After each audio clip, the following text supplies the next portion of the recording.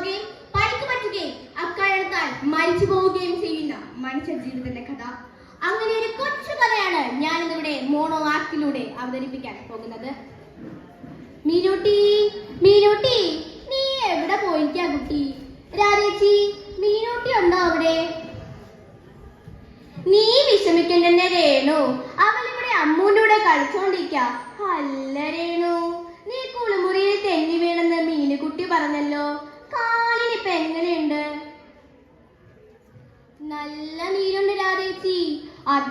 ഹോസ്പിറ്റലിലെല്ലാം പോയിരുന്നു. അധിക ദൂരം നടക്കണ്ടെന്നാ ഡോക്ടർ പറഞ്ഞത്.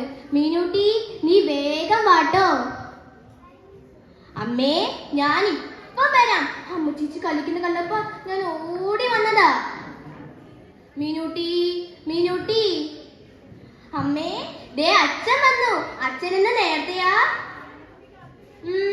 ഇന്ന് കുറച്ച് നേരത്തെ ഇറങ്ങി. അമ്മയ്ക്ക് വയ്യാത്തതല്ലേ? നീ നമ്മെ സഹായിച്ച മീനുകുട്ടി?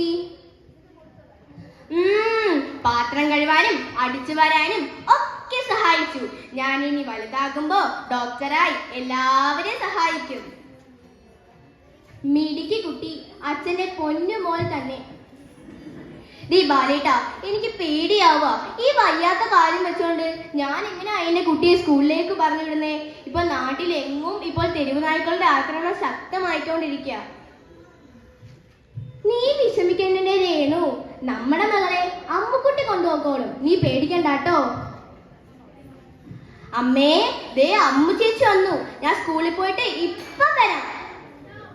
മക്കളെ, സൂക്ഷിച്ചു പോണേ. അമ്മു ചേച്ചി, എനിക്ക് പേടിയാവുക.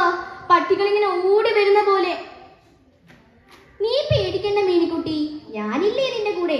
പട്ടികൾ ഓടി വരുമ്പോ നമുക്ക് ഒരു വീട്ടിലോട്ട് മാറി നിൽക്കാം. മീനുകുട്ടി, നീ പറഞ്ഞ ശരിയാട്ടോ. പട്ടികളിങ്ങനെ ഓടി വരുന്നു. ഓടിക്കോ മീനുകുട്ടി. അയ്യോ, രക്ഷിക്കണേ. അയ്യോ, കടിക്കല്ലേ. അയ്യോ, ആരെങ്കിലും രക്ഷിക്കണേ. അയ്യോ, എന്റെ കുട്ടി ആരെങ്കിലും രക്ഷിക്കണേ. അല്ലെങ്കിൽ ഓടി വരണേ. അയ്യോ,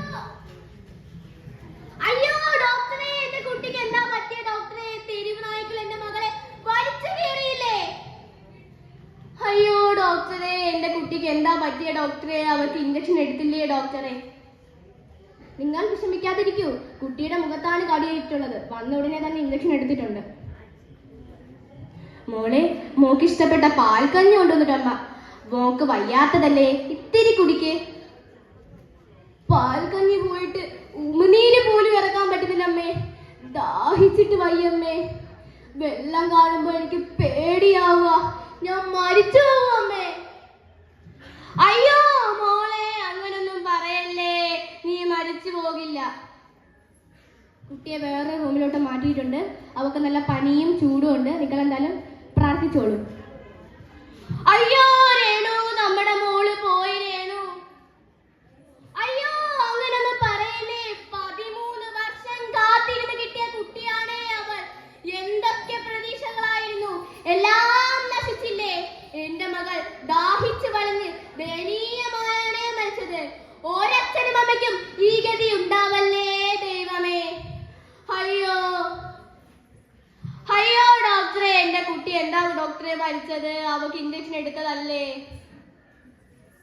കുട്ടിയുടെ മുഖത്താണ് കടിയേറ്റിട്ടുള്ളത്. അവിടുന്ന് പെട്ടെന്ന് തന്നെ വൈറസുകൾ തലച്ചോറിലേക്ക് പകർന്നത് കൊണ്ടാണ് മരണം സംഭവിച്ചത്. അതെ, സഞ്ചാര സ്വാതന്ത്ര്യം ഇന്ത്യൻ ഭരണഘടന ഒരു പൗരന് നൽകുന്ന മൗലിക അവകാശമാണ്. ഇതിനൊക്കെ ഒരു പരിഹാരം കാണാൻ അധികാരികൾ കൺ തുറന്നേ മതിയാകൂ. അഥവാ നടപടികൾ എടുത്താൽ തന്നെ പ്രതിഷേധവുമായി എത്തുന്ന പ്രിയപ്പെട്ട മൃഗസ്നേഹികളോട് ഒരു ചോദ്യം. കുടുംബത്തിന്റെ അത്താണിയാകാനും നാളത്തെ പ്രതീക്ഷയായ